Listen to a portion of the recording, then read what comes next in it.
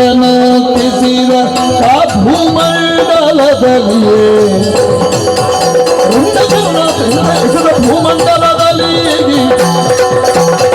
ಕಂಡು ಕಲಿಯ ಚಂದ ಭಾಗ್ಯವ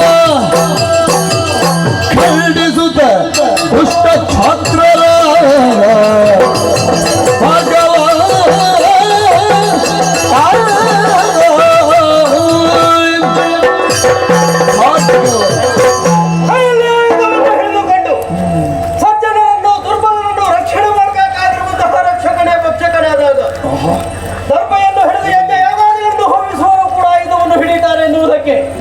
ಈ ಪರಶುರಾಮನೇ ಸಾಕ್ಷಿ ಮೃಗವೇಟೆಗಾಗಿ ಬಂದಿರುವಂತಹ ಕಾರ್ತದೆ ವೀರ್ಯ ಹೋಮದಾರವನ್ನು ಬಲಾತ್ಕಾರವಾಗಿ ಅಪಹರಿಸಿಕೊಂಡು ಹೋದ ಅಂಥವರನ್ನು ಸೇನವನ್ನು ಕ್ಷಮಕ್ಕೆ ಕರೆತಂದೆ ವಿಚಾರವನ್ನು ತಿಳಿದವನ ಮಕ್ಕಳು ಬಂಧುಗಳು ಬಂದು ತಂದೆಯಾಗಿರುವಂತಹ ಜಮದಗ್ನಿ ಮಹರ್ಷಿಗಳನ್ನು ಚಿತ್ರಹಿಂಸೆ ಮಾಡಿ ವಧಿಸಿರಲಿಲ್ಲ ಎಂದು ಹೊಡೆದರೆ ಮೊಡಗ ಬಿದ್ದಿರುವಂತಹ ತಂದೆಯ ಕಳೆಯವರು ದುಃಖ ತಪ್ತರಾಗಿರುವಂತಹ ನನ್ನಮ್ಮ ಆ ಕ್ಷಣವೇ ಅವನ ವಂಶ ಮಾಡಿದೆ ಯಾವ ಕ್ಷತ್ರಿಯರನ್ನು ಬಿಡಲಾರೆನ್ನುವಂತಹ ಪ್ರತಿಜ್ಞಾಬದ್ಧನಾದೆ ಅಳಿದರು ಅಷ್ಟೇ ಸಾಕೆ ಇದ್ದಾರಲ್ಲ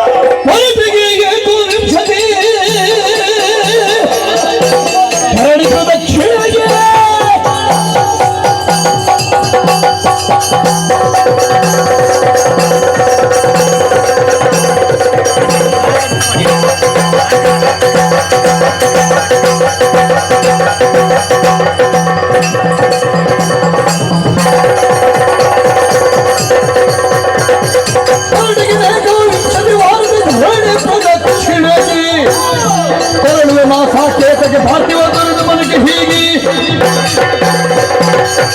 ಅಲ್ಲಿ ನೋಡಿದ್ರು ಕೂಡ ತರುಣಗಳಾಗಿರುವಂತಹ ಕ್ಷತ್ರಿಯರೇ ತುಂಬಿ ಹೋಗಿದ್ದಾರೆ ಮತಾಂತರಾಗಿರುವಂತಹ ಅವರನ್ನು ಮರುಮನ್ನೇ ಸೀಳುವಂತಹ ಕೊಡಲಿಯನ್ನು ಆಯುಧವನ್ನಾಗಿ ಉಪಯೋಗಿಸಿಕೊಂಡೆ ನಿಷ್ಕರುಣಿಗಳನ್ನು ನಿರ್ಭಾವಗಳನ್ನು ಕತ್ತರಿಸುವುದಕ್ಕಾಗಿ ಏಕೋವಿಂಶತಿ 21 ಬಾರಿ ಪ್ರದಕ್ಷಿಣೆ ಮಾಡುವ ಪ್ರತಿಜ್ಞಾಬದ್ಧನಾದೆ ಈ ದಿನಾದವರ ರುಂಡ ಶಂಡಾರಿದ್ದಾನೆ ಇದ್ದಾರಂತೆ ಸೂರ್ಯವಂಶೀಯ ಚಕ್ರವರ್ತಿ ದಶರಥ ಅವನ ವಧೆಗೆ ಅಯೋಧ್ಯೆಯ ಕಡೆ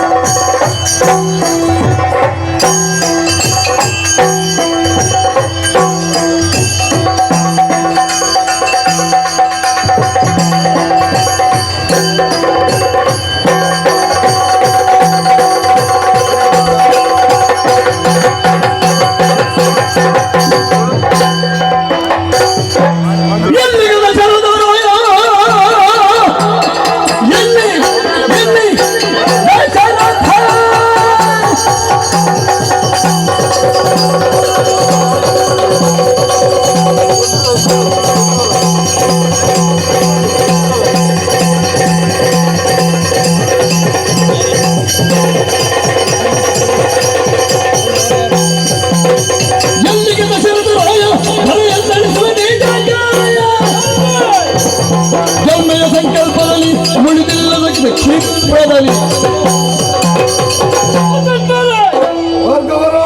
ಸೂರ್ಯವಂಶದ ಕುಲಗುರುಗಳು ನೀವು ಚಕ್ರವರ್ತಿ ಮನೆತನಕ್ಕೆ ಗುರುಗಳು ಚಕ್ರವರ್ತಿ ದಶರಥನನ್ನು ಹುಡುಕಿಕೊಂಡು ಬಂದವ ನಾನು ದಾಸ್ತಿನ ಪ್ರತೀಕವಾಗಿರುವಂತಹ ಕ್ಷಾತ್ರ ಎಲ್ಲಿದ್ದಾನೆ ದಶರಥ ಧರಣಿಯ ಪಾರ್ಥಿವ ಕುಲವೆಂಬ ಫಣಿಕೂಟ ಹೀಗಾಗಿ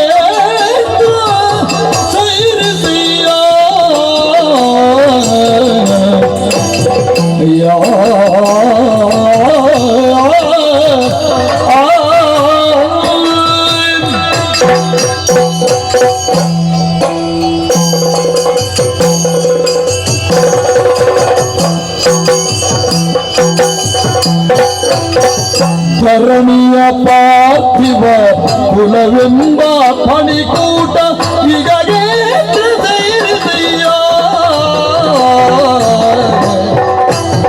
ಪುರದೀಶ ದಶರಥ ಲಗ್ನ ಕಂಕಣಧಾರಿ ಪುರದೀಶ ದಶರಥ ಲಗ್ನ ಕಂಕಣಧಾರಿ ದುರಸಾಕ್ಯವೆಂದು ಪೀಳಯ್ಯ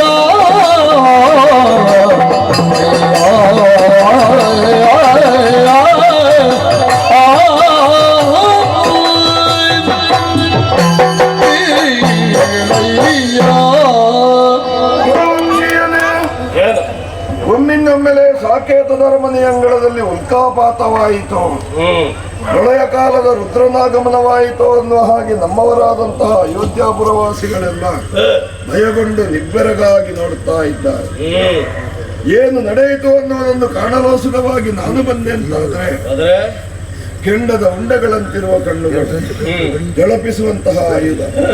ಎಲ್ಲಿ ದಶರಥ ಚಕ್ರವರ್ತಿ ತಾನು ಗೈದಂತಹ ಪ್ರತಿಜ್ಞೆಯನ್ನು ಪೂರೈಸಲು ಸುಖವಾಗಿ 21 ಬಾರಿ ಭೂಪ್ರದಕ್ಷಿಣೆಯನ್ನು ಮಾಡಿ ಕ್ಷಾತ್ರಮೇಧವನ್ನು ಮಾಡುತ್ತೇನೆ ಅನ್ನುವಂತಹ ಸಂಕಲ್ಪವನ್ನು ತೊಟ್ಟು ಬರುತ್ತಾರೆ. ಕುದಿಯುವಂತಹ ನೀರಿನಲ್ಲಿ ಮುಖವನ್ನು ನೋಡಿದ್ರೆ ಸ್ಪಷ್ಟವಾಗಿ ನಮ್ಮ ಮುಖ ನಮಗೆ ಗೋಚರವಾಗುವುದಿಲ್ಲ. ತುಡಿಯುವಂತಹ ಮನಸ್ಸಿಗೆ ಯಾವತ್ತೂ ನೆಮ್ಮದಿ ಸಿಗುವುದಿಲ್ಲ. ತಾವು ಪ್ರತಿಜ್ಞೆಯನ್ನು ಮಾಡುವಂತಹ ಕಾಲದಲ್ಲಿ ಕೆಲವೊಂದು ವ್ಯಕ್ತಿಗಳಿಗೆ ಜೀವದಾನ ಮಾಡ್ತೇನೆ ಅನ್ನುವುದನ್ನು ತಾವೇ ಅಂದವರು ಯಾಕೆ ಮರೆತು ಹೋದ್ರಿ? ಯಜ್ಞ ಕಾರ್ಯಕ್ಕಾಗಿ ದೀಕ್ಷಾಬದ್ಧನಾಗಿ ಯಾರು ಕುಳಿತಿರುತ್ತಾನೋ ಅಂತವರನ್ನು ನಾನು ಕೊಲ್ಲುವುದಿಲ್ಲ.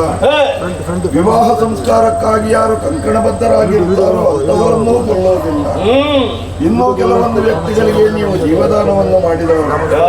ನಿಮ್ಮ ಆಗಮನ ಪ್ರಥಮವೇನೂ ಅಲ್ಲ. ಅಯೋಧ್ಯೆಗೆ ಸಾವಿರಾರು ವರ್ಷಗಳ ಹಿಂದೆ ನಿಮ್ಮ ಆಗಮನವಾಗಿತ್ತು.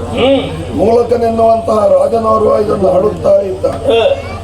ತಮ್ಮ ಆಗಮನದ ವಾರ್ತೆಯನ್ನು ಕೇಳಿದಂತಹ ಆತ ಭಯಗೊಂಡು ರಾಣಿವಾಸವನ್ನು ಸೇರಿ ಮಡದಿಯರ ಸೀರೆಯ ಸೆರಗಿನಲ್ಲಿ ಮುಖವನ್ನು ಹುದುಗಿಸಿಕೊಂಡು ಪ್ರಾಣವನ್ನು ಉಳಿಸಿಕೊಂಡ.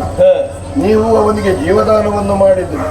ನಾರೀ ಕವಚ ಅಂತ ಅವನಿಗೆ ಹೆಸರಾಯಿತು. ಪ್ರಭು, ಸದ್ಯದ ಸ್ಥಿತಿಯಲ್ಲೂ ಹಾಗೆ ಇಲ್ಲಿ ಯುದ್ಧ ಆಗುವ ಲಕ್ಷಣ ಇಲ್ಲ. ದಶರಥ ಚಕ್ರವರ್ತಿಯ ಸ್ಥಿತಿ ಹೇಗುಂಟು ಗೊತ್ತಾ? ವಿವಾಹ ಸಂಸ್ಕಾರಕ್ಕಾಗಿ ಕಂಕಣಬದ್ಧನಾಗಿ ಕುಳಿತಿದ್ದಾನೆ. ಮದುಮಗನಲ್ಲಿ ಯುದ್ಧ ಮಾಡ್ತೀರ?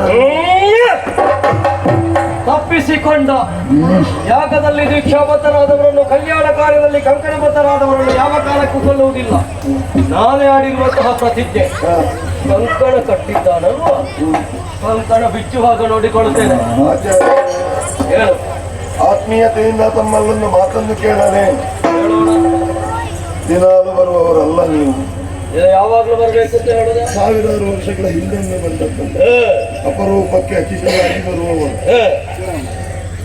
ದಶರಥ ಚಕ್ರವರ್ತಿಗೆ ಸಂತಾನ ಭಾಗ್ಯವಿಲ್ಲ ಅಂತಲ್ಲ, ಪುತ್ರ ಸಂತಾನವಿಲ್ಲದೆ ಹಪಹಪಿಸುತ್ತಾ ವೃದ್ಧನಾಗಿದ್ದಾನೆ. ಅದಕ್ಕೆ ತಾವು ಅನುಗ್ರಹಕಾರಕರು.